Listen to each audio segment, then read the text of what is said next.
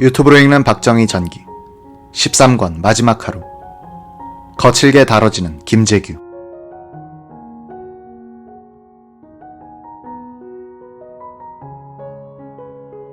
부장님, 육군총장 비서실장이 밖에 와서 기다리는데요. 정승화 총장이 총장실에서 조용히 뵙자는 연락이 왔습니다. 주학래 국방장관 보좌관이 김재규에게 다가가서 속삭이듯 말했다. 맞은편에 앉아있는 노재현 국방장관도 알아들을 수 있을 정도였다. 김 부장은 일어서면서 물었다. 그래, 그런데 그 비서실장은 어딨나? 조 장군은 접견실 쪽을 가리키면서 저기 있습니다 라고 했다. 노 장관은 김재규가 부속실로 나갈까봐 가슴이 조마조마했다. 부속실에는 김재규의 경호원이 있을 것이라고 생각했던 것이다. 김 부장이 장관실과 인접한 접견실을 통해서 복도로 나오자 김진기 헌병감이 정중하게 인사했다.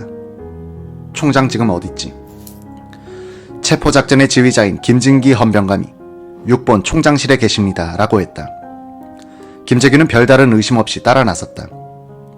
김재규가 앞장서고 보안사 오일랑 중령이 오른쪽, 헌병감이 왼쪽, 헌병대 이대위가 뒤를 따랐다. 정보부장 경호원 2명이 따라오는 것을 이대위가 막았다. 이쪽으로는 못 갑니다. 이대위는 미리 배치해둔 헌병들을 시켜서 두 경호원들의 접근을 차단했다. 2층에서 1층 후정으로 내려가는 계단 입구에도 헌병이 배치되어 경호원들의 접근을 막도록 했다. 김재규가 말했다. 왜 이 길로 가는 거야? 이 길은 국무위원들이 사용하는 통로입니다. 최규하 총리께서도 이 길을 이용하셨습니다. 오중령의 말이었다. 후정으로 내려오자 외등 하나 없는 어둠이었다. 이대위와 오중령은 김 부장을 미리 대기시켜둔 레코드 승용차로 안내했다. 승용차 안에는 헌병 2사람이 미리 타고 있었다. 이걸 보고 김재규는 흠칫했다. 오중령과 이기덕 대위는 김재규를 차 속으로 밀어넣었다. 무장을 해제하겠습니다. 순순히 응하십시오. 내가 주지. 김재규가 바지 호주머니를 뒤지려는 것을 오중령과 이대위가 낚아채보니 권총이었다. 이대위가 리볼버를 받아서 열어보니 실탄은 한 발이 남은 채였고 화약 냄새가 풍겼다.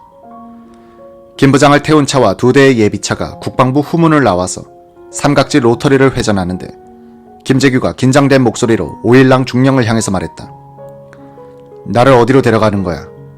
저는 말할 수 없습니다. 말해주시오. 나 순순히 따라가겠소. 부장님이 지금 매우 위험한 처지에 있기 때문에 정 총장님의 지시로 안전한 곳으로 모시고 있는 중입니다. 날 어디로 데려가는 거야? 세상은 달라졌어. 각하는 돌아가셨어. 지금 수도통합병원에 계셔. 아, 그렇습니까? 김재규를 태운 레코드 승용차 운전병은 행선지인 정동 보안사 분실의 위치를 모르고 있었다. 운전병은 그 옆에 있는 정보부 정동 분실 건물 앞에 차를 세웠다. 김재규를 붙들고 있던 보안사 오일랑 중령이 보니 예비군 복장을 한 경비병이 나오고 있었다. 김재규는 반가운 듯이 아, 우리 분실인데 라고 했다. 오중령은 기겁을 하고 차를 돌리게 했다. 보안사 정동 공작 분실에서는 보안사령관 비서실장 허화평 대령이 기다리고 있었다. 김재규를 정중하게 2층으로 안내하여 연금시켰다. 이 방에서 김재규를 맡은 사람은 보안사 수사과 소속 신동기였다. 신 수사관은 김재규의 몸과 입에서 나오는 악취에 속이 뒤집힐 듯했다.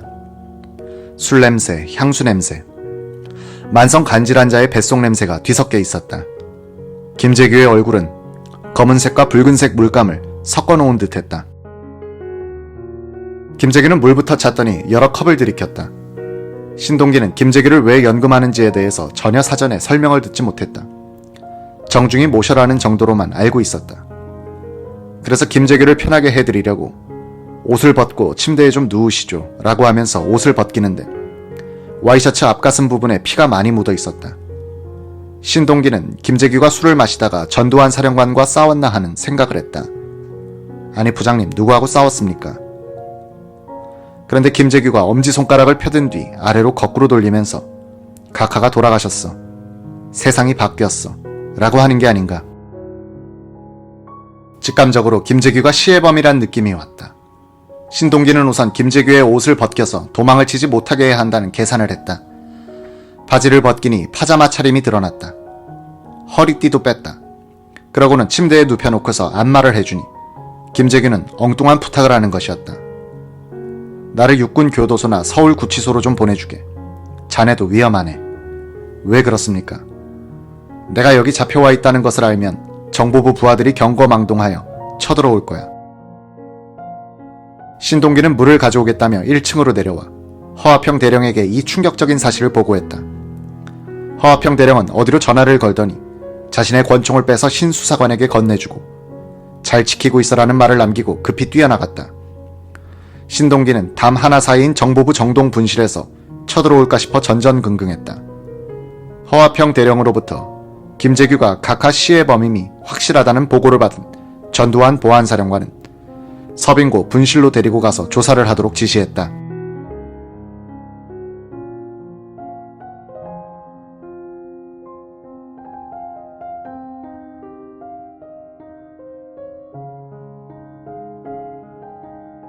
무장한 호송병력을 태운 미니버스가 정동 분실에 도착했다.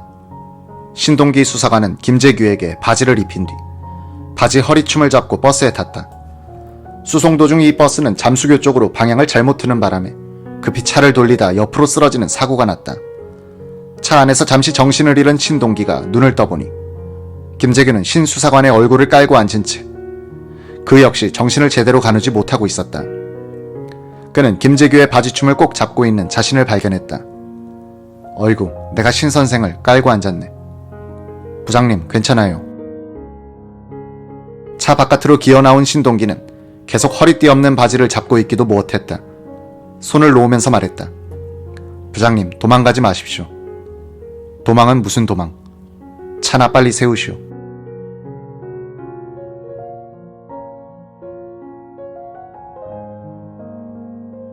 김재규를 태운 버스가 전복사고를 수습하고 보안사 서빙고 수사분실에 도착한 것은 새벽 2시 30분쯤.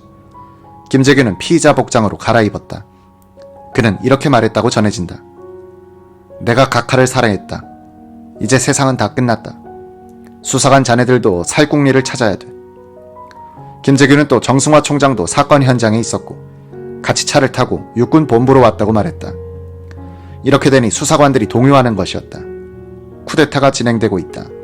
내일 아침이면 우리가 반혁명분자로 몰릴지도 모른다는 공포감에 휩싸이는 분위기였다. 이때 이학봉 수사과장이 나서서 수사관 회의를 소집했다.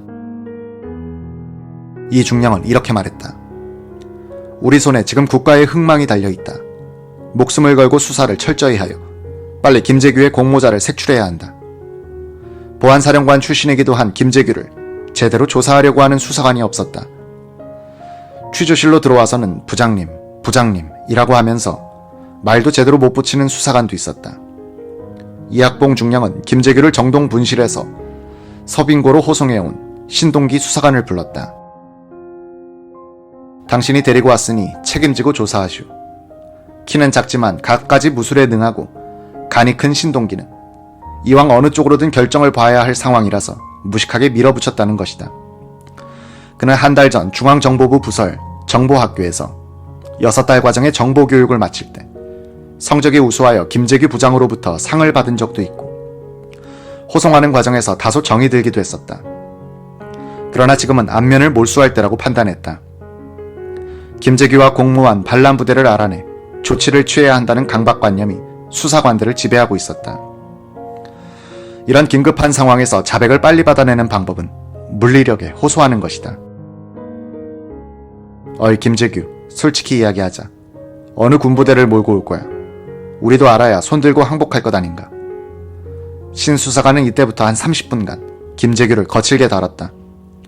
정보부장 김재규는 살인범으로 전락하고 있었다. 어느 군단과 결탁했어? 없습니다. 단독으로 시해했습니다. 미국과 손잡았나? 아닙니다. 김재규는 철제 의자에 앉았다가 나뒹굴어질 때마다 스스로 의자를 바로 세운 뒤에 자세를 딱 바로 잡고 앉아서 다음의 타격을 기다리는 것이었다. 꼭 일본 무사 같았다. 비굴한 모습을 보이지 않으려고 했었다. 모니터 화면을 통해서 그 장면을 지켜보고 있던 이학봉 중령은 김재규가 동원한 부대가 없다고 판단했던지 신 수사관에게 그만하고 나오라고 했다. 그 뒤로는 정식 신문이 시작됐다. 육군 본부 벙커. 27일 새벽 1시 직전에 헌병감 김진기 중장이 총장실로 오더니 김재규 체포 완료 보고를 했다. 정 총장은 초조하게 소식을 기다리던 김계원 실장에게 이 사실을 알려주었다. 정 총장은 한참 있다가 국무회의 상황을 알아보려고 국방부로 갔다. 북도에서 전두환 보안사령관을 만났다.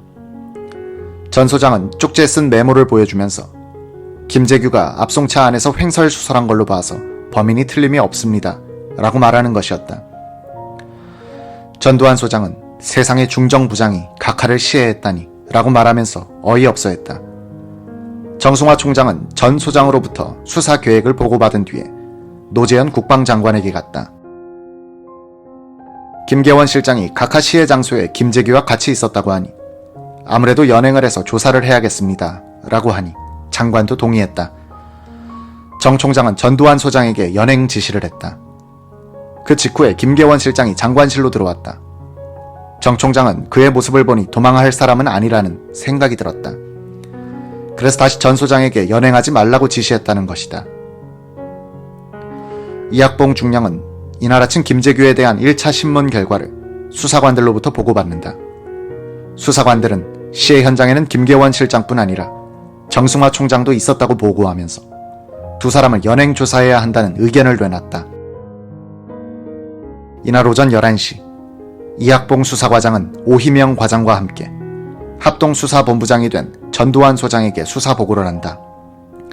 이학봉 중령은 김계원, 정승화 두 사람을 구속하여 수사해야겠다고 건의했다. 처음엔 그렇게 하라고 해서 막 문 쪽으로 걸어가는데 다시 부르더니 김계원 실장은 구속 수사하라. 그러나 정승화는 어제 계엄사령관이 됐다. 그러니까 함부로 할 수 없다. 지금서부터 극비리에 4살을 더 해봐라는 취지로 지시했죠. 이 중령이 전두환 소장에게 정승화 총장에 대한 수사 필요성의 이유로 적시한 내용은 이러했다. 육군 총장이 대통령이 돌아갔다는데 아무런 조치를 하지 않았다. 대통령의 시신 수습과 범인 색출을 하는 흔적이 없다. 청와대를 포위시켰는데 그 이유를 알 수가 없다. 이 보고를 받은 전두환 소장은 이렇게 생각했다. 정보부장, 대통령 비서실장, 육군 참모총장이 공모한 조직적인 내란이다. 완전한 혁명이 아닌가 생각했습니다. 이런 상태에서 정 총장을 구속하면 배후 세력에 의해서 또 다른 내란 행위가 일어날 가능성이 있다고 판단했습니다. 이때 전두환 소장은 정승화 총장이 시해 사건 현장 부근에 김재규의 초대로 와 있었다는 이야기를 처음 들은 것이었다. 김재규가 단독 범인지 여부가 불투명한 시점에서 전두환 소장과 합수부 수사관들은 일단 정 총장을 공범 용의자로 의심하고 있었다. 정승화 총장이 계엄사령관으로 임명된 지 불과 7시간이 흐른 시점에서 그가 이런 의심을 받고 있었다는 것은 중대한 의미를 지닌다. 전두환 소장이 정권 탈취에 대한 야심을 가졌다고 보기 힘든 시점에서 그가 박 대통령 서거 직후 강자로 등장한 계엄사령관을 구속 조사 대상자로 보고 있었다는 점은 이미 12.12 사건으로 가는 문이 열리고 있었음을 말해주는 것이다.